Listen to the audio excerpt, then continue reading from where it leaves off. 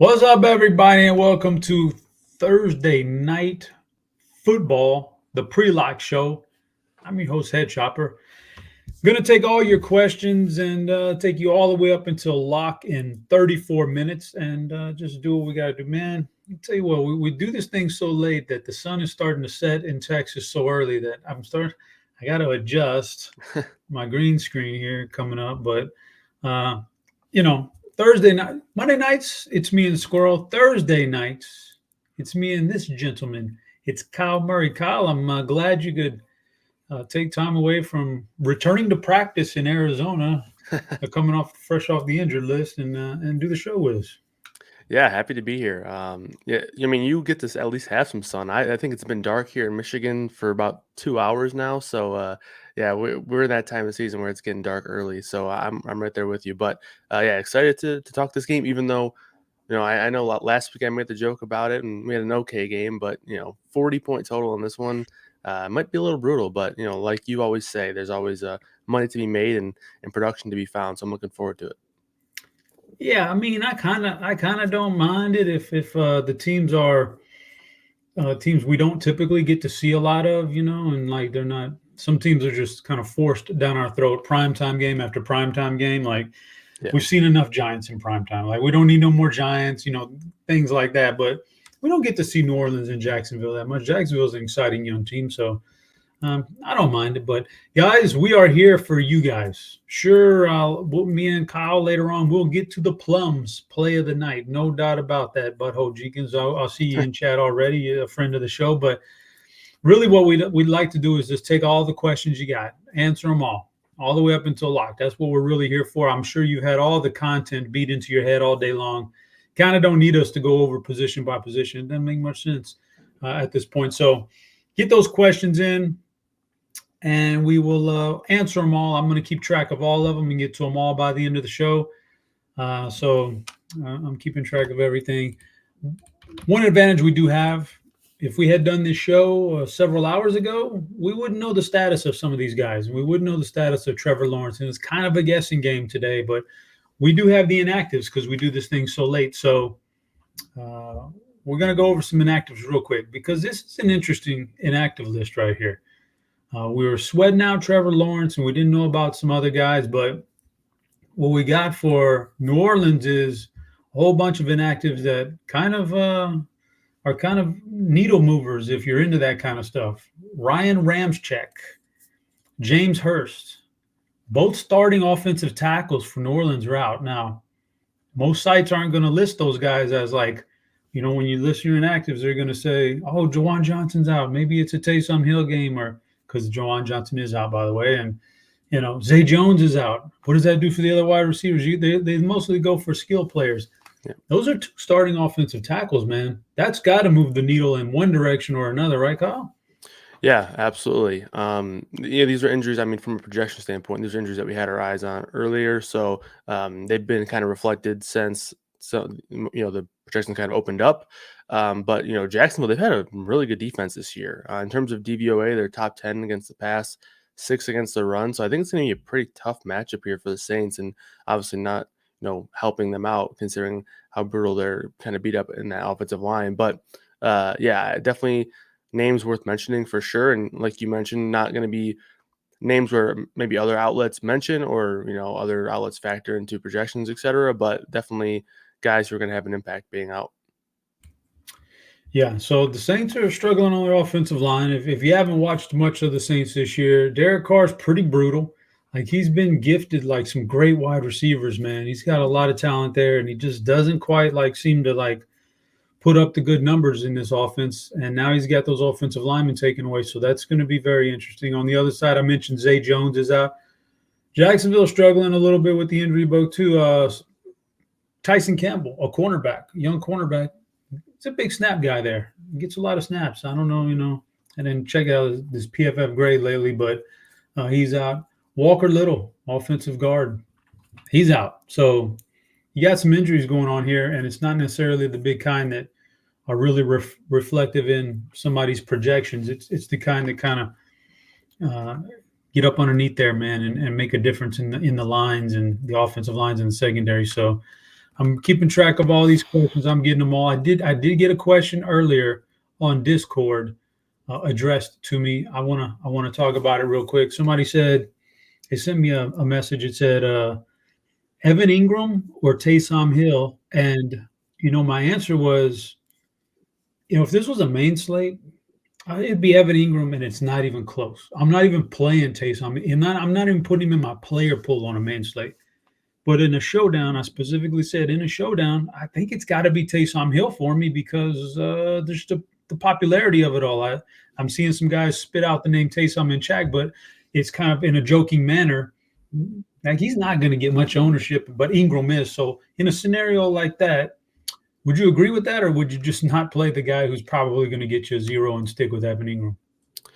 I think I would prefer Ingram. I have a couple of pauses on Hill this week, but again, like in terms of showdown, it makes a lot of sense, right? He's a guy who a lot of his performance, like if he does have a good game, a lot of that's going to be him finding the end zone. So those kind of guys we don't mind targeting in showdown. You mentioned the ownership, so I think he's fine. He's really expensive for what we're kind of expecting from him. But with Jamal Williams returning, I don't know how quickly they're going to ramp Jamal Williams up, but if he's getting short yardage stuff, that hurts Taysom Hill. Taysom Hill did have a 17% target share last week, so maybe that's something that can sort of carry him over. He had 8 targets, 7 catches.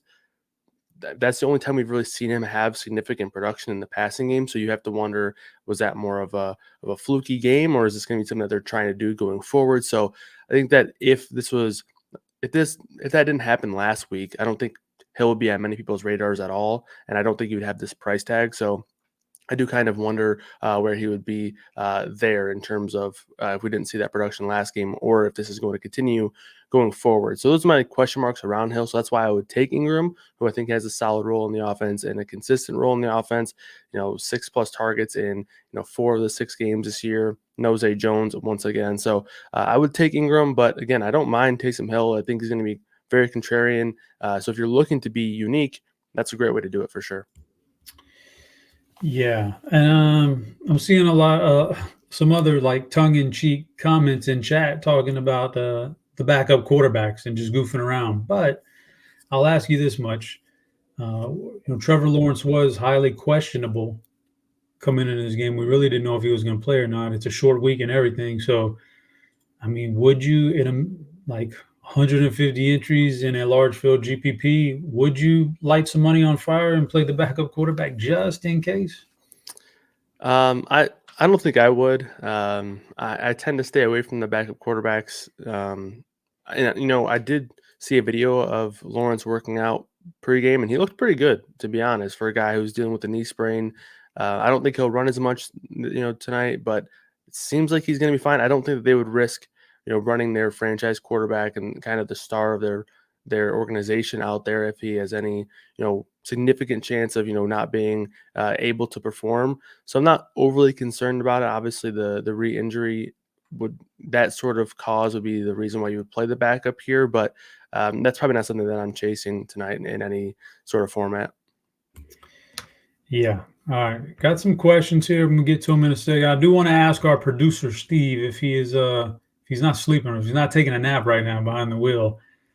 Give me an update on that Phillies game. I want to know what's going on with the Phillies game real quick. Give me an update, man. I'm doing a show during playoff baseball. It's tough, man. It's bottom 9th, no outs.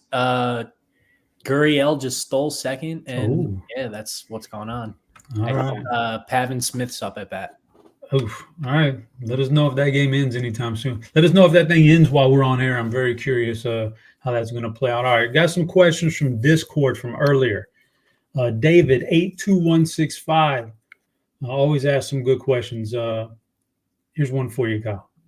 We're getting the news Jamal Williams is coming back tonight, and we kind of don't know what the role is going to be when he was there for his brief time earlier in the year. Kamara wasn't there. Now Kamara's there and he's there. Would you play Williams and Kamara together in a very large field contest? So I think you definitely can, because in a world where they both have these strong games, they kind of have roles that work together, right? Kamara is the guy who can go out there and catch 6, 7, 8 passes and have, a ceiling game based on that sort of production. And then Jamal Williams, pretty much any sort of week, whether he's the RB1, RB2, whatever, he's going to get there by falling in the end zone, right? So sure, that would, in turn hurt Kamara because those aren't times where Kamara can fall in the end zone. But Kamara is capable of scoring 20 DK points without scoring. And Jamal Williams, if he finds the end zone once and maybe has 30 yards or whatever it may be, these guys are able to rack up points together. But to your point, we don't necessarily know what they're going to look like. I don't think that they brought Jamal Williams in on this contract for him to not do anything or to just be a secondhand guy if Kamara were to be injured. I do think he's going to have his own role, but do we see that this week? I'm not 100% sure. In terms of how we factor that in the projections, we do have Williams being a little bit limited than what we would normally sort of project him to be, but tonight could be a good sort of substance for saying what that might look like in the future. And then we do have him having a pretty good goal line and short yardage role. So Jamal Williams is capable of finding the end zone. If he does, that's 6 points in one swoop there. So he has the ability to score double digits, while Kamara can also score 18 to 20 DK points, and both these guys can definitely pay off their price tags together. Yeah, I think you bring a good point too. Also, is every showdown slate is different, not just because it's different in the teams and the game and the style of the game and what might happen in the game, but like let's say for instance, you remember that game in Mexico City that was in prime time between the Rams and the Chiefs a couple years ago? It was like 45-42 or something like that. Yep. Right. Like you get that game and you put a running back on your roster that gets you a handful of carries for 20 yards and a touchdown. It's really not doing much for you in a game like that. But you mentioned earlier about the total here and how low it is. And we could have limited touchdowns. That guy, 20 yards in the touchdown could be optimal tonight. So I agree with you, man. I think it's very viable. Brad Collins was in Discord earlier, and he asked in a 3-entry max, so I'm assuming a very small field, 0 quarterback strategy tonight. I don't know. I'll let you go first on this one. 0 quarterback in a very small field. I've toyed with the idea. In terms of what you have on both of these teams, it is fairly condensed production, so you can kind of count on, if let's say Trevor Lawrence has a solid game, you can sort of count on there's going to be probably 2 or 3 guys that soak up a lot of the production here. So with that being the case, if one of those guys finds the end zone one or a couple times, they have the ability to really stand out over a quarterback here, and a couple of guys can do that on both sides here. So I don't mind the idea. I do think it's hard to pitch no quarterbacks, but maybe only one. And if you want to be super contrarian, I do think 0 is viable tonight. I have one in my main lineup right now, so I personally wouldn't recommend that, but I do think it's definitely viable tonight. I think it's viable, but also just in my lineup I'm running out there on DraftKings, I went cheap in the captain spot, and so I could get both quarterbacks in and still leave a little money on the table. So that's kind of the way I went it, but it's viable. I actually think probably the 0 quarterback would be better for a little bit larger field where like that will make you unique. Not very many people do that. And the smaller stuff, I kind of like to stick a little bit closer to the game script, but it's like you said, very viable. One more Discord. I got you. This isn't even about the game. Somebody wanted to know turkey bacon or regular bacon for you, Kyle. Oh, it's regular, and I don't think it's particularly close for me. So have you ever tried the turkey bacon? I have, yeah. It's not that I don't like it. It's just I don't think it really competes with the regular. Regular's too good. The regular is very good. It's not, the turkey is definitely not as good. I've kind of gone to the turkey route myself. It's just a little bit healthier for you. I know the health thing is some people turn up their nose at that. They don't care. It's food. They want to eat the most decadent stuff. Tell you what, man, I don't want to get off on a tangent here, but they're shoving too much decadence down our throats. They're killing us, man. They're killing the population with all this. So I'm turkey bacon because I don't think I lose that much with it. I'm not a very finicky eater anyway, so I roll turkey because it's healthier. But let's get to some questions in chat. Back to the game here. Oh, play of the plate. Philly stay alive. Nice. I wish I was watching that game, but that's good. I like being here with you guys and answering questions anyway. We got some FanDuel questions. Big Hurt. Single entry favorite MVP for you on FanDuel. Travis Etienne for me. I like him quite a bit. I think he fits the mold really well over there on FanDuel as well, where, if he does have a big game, it's probably going to be, by finding the end zone. And that's kind of what you're looking for over there on FanDuel a little bit more so than DraftKings because of the, lack of PPR and yardage bonuses. So I think Etienne is probably my favorite play on the board over there. And I like him more than Lawrence over there tonight in GPPs, and he's a little bit more expensive than Carr, so you can sort of make the case if you wanted to play a quarterback there. But I think Etienne, I think he's a higher ceiling than both of those guys tonight. And I think he's my favorite play tonight. I'm kind of in the same boat with you, but on a different running back. I do like the running backs over there in single entry. Let you avoid the quarterback, which is going to be more chalky. I'll take the other side of that thing and go Alvin Kamara, just getting healthier and feeling good about himself. And who knows what's going to – he just – either he's washed or he's going to break out pretty soon. I want to be on the boat if he's going to break out, and we'll figure it out. Some more FanDuel-centric questions. In similar question on FanDuel, in a large field, not a single entry, in a large field, who would be your favorite MVP on FanDuel? That's We Major 72. Yeah, I like going to wide receivers for large field if I'm trying to be unique in the captain or MVP spot on FanDuel. So I think I'll say Christian Kirk over there. You got a couple of guys who I think are really, really strong fantasy producing wide receivers. Calvin Ridley has struggled this year after week 1, but his role has still been pretty solid. He's still been heavily targeted, especially the last 2 weeks. So I'm counting on a bounce back sooner rather than later for Ridley. Tough matchup here, though. So I'll take Christian Kirk. They'll move him around the formation a little bit more than Ridley. I think he'll be able to find his way into a little bit softer matchups than Ridley here tonight. So I give him the slight edge. But, Olave is a great option there as well. But I don't know how unique he'll be. So I'll take Christian Kirk as that unique large field FanDuel MVP tonight. What happened to Ridley? Like that for week 1, we were like, man, what a pickup, what a great wide receiver. All these connections with Trevor Lawrence looks great. And then all of a sudden, poof, man, up and gone. You have any idea what happened? It's hard to say. In that London game, the first London game against Atlanta, he only had 2 targets. He caught that nice touchdown pass in the back of the end zone, but only 2 targets. But he did come back the last 2 weeks, and he's had 8 targets in back-to-back games. The second game in Buffalo, against Buffalo in London, he had 122 yards. And that's kind of more so what I'm counting on Ridley on a week in, week out basis. The guy who's going to have 8+ targets every week, lead the team in targets. But I do think that based on the defense that they're playing, the scheme, whether it be zone or man, I do think that does change things a lot with who they're targeting more in this offense between Ridley, Kirk, and even Evan Ingram in that mix.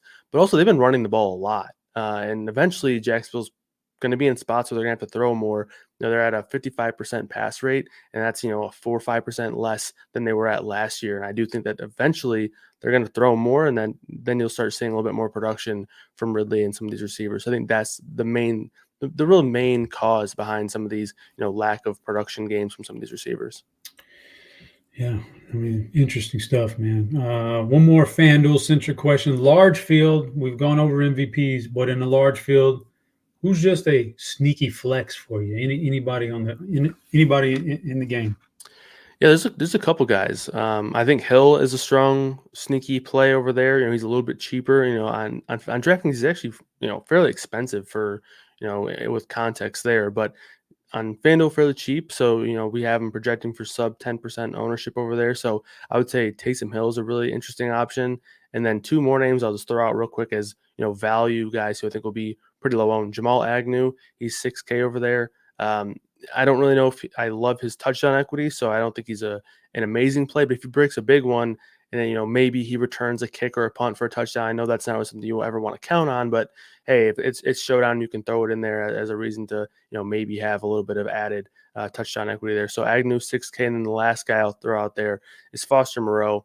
He had 4 catches last week, 4 targets, 4 catches, 33 yards. No Juwan Johnson again, and he scored 2 weeks ago. So back-to-back games with some fairly solid production. Again, just a cheap guy who might be able to save some salary. And he's a tight end, so maybe he can get involved down there in the red zone. So I'll throw out those 3 names as cheap value, low-owned guys.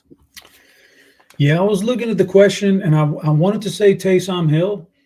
And then I thought, no, man, that's way too off the radar. But the truth is that on FanDuel, in a large field, there's so many duplicates because it's just a different it's a different setup over there. It's really easy to get caught in the herd and have a bunch of duplicate lineups. So maybe Taysom isn't that owned, and you just never know, man, about the game plan or what they might have in store for Taysom.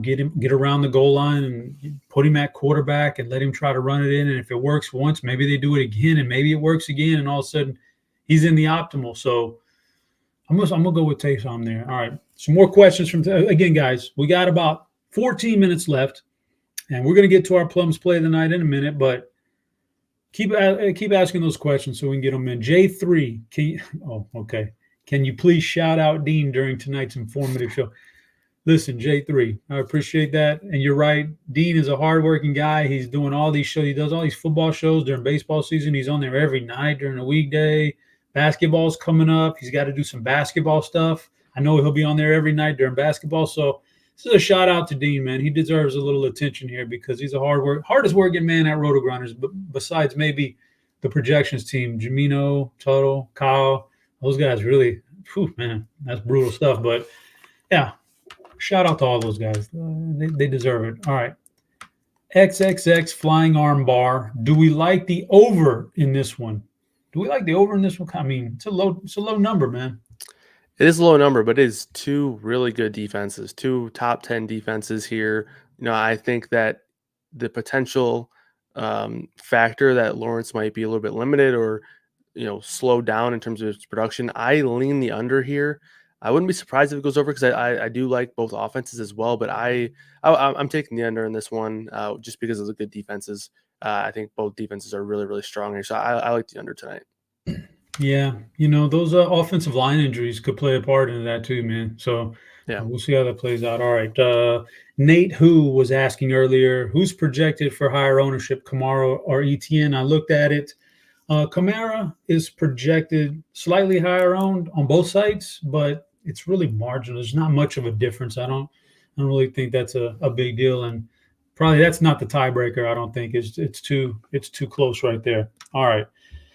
Michael Townsend chimes in. Better high dollar single entry GPP captain, Michael Thomas or Chris Olave? So it's high dollar and it's single entry and it's a captain. I mean, it's pretty clear, precise stuff right there. So is it Thomas for you or is it Olave? It's gonna be Olave for me. I just think in terms of when you're building for that captain spot, if you ever are between two guys, I always lean the guy with the higher upside, and I think that's pretty clearly Olave in this offense. Thomas has been pretty good and he's been involved, but in terms of the upside, Olave is the guy who has the ability to go for 150 yards here, find the end zone a couple times. He's been heavily involved at all times, but he's been involved in the red zone as well, although he only has one touchdown, but he's been targeted in the red zone quite a bit in terms of the other players in this team. He's gone over 100 yards twice already this year, but over 96 3 times. So I'll take Olave. I just think he's higher upside. Okay, I'm seeing some other questions in chat. I want to knock out the plums play of the night just in case it answers some of those questions for us. So I'm gonna turn the floor over to Kyle right now and let him give us his feel it in the plums play of the night on this showdown game with 10 minutes left until kickoff. Yeah, I'm going to go with Travis Etienne. Earlier today when we were doing the expert survey, we had some pretty nice ownership projections on Etienne here where we were seeing a lot on the quarterbacks in the captain spot, a lot on Kamara, and even more on guys like Ridley and Kirk than Etienne. It has changed a little bit. Etienne is looking about the same as Kamara. So I don't think he's going to be as low owned as I thought he was earlier in the day, but I like Etienne a lot here. I think he has a fantastic role in this offense. He's consistently getting 20-plus touches. He has 20-plus touches in 4 straight games here, back-to-back games with 2-plus touchdowns. And honestly, I wouldn't be surprised if he makes it 3 straight games with 2-plus touchdowns here. It is a very difficult matchup, but I think this offense might have to revolve around him a bit more, especially if Trevor Lawrence is going to be less mobile here with that knee brace on and that knee injury. So, I think Etienne is a lock for 20-plus touches again here, and I like him a lot here. I wouldn't be surprised if he finds the end zone 2 more times tonight. So I'm going to go with Etienne. Going with Etienne now. I'm going to give you my plums play of the night here, and I've got a couple of questions in chat I'm going to knock out with this one. Flying Armbar has a question, and Barry Pullman had a question, and it pertains to my plums play of the night. So my guy, I'm bringing him up here. I'm going to put him in captain tonight on DraftKings. I'm putting him in the top spot. Rashid Shaheed from New Orleans. There's clearly some sort of a connection there with Derek Carr. Derek likes throwing to him, likes throwing deep to him. He's their deep threat. So you got that going for you. I was shocked when I did the research. I don't get to watch a whole lot of Jacksonville, and I'm certainly not getting up like 7:30 in the morning to watch a London game or anything. But I was shocked when I started pulling up the numbers. They're second in the NFL. They've given up the second most passing plays of 40-plus yards.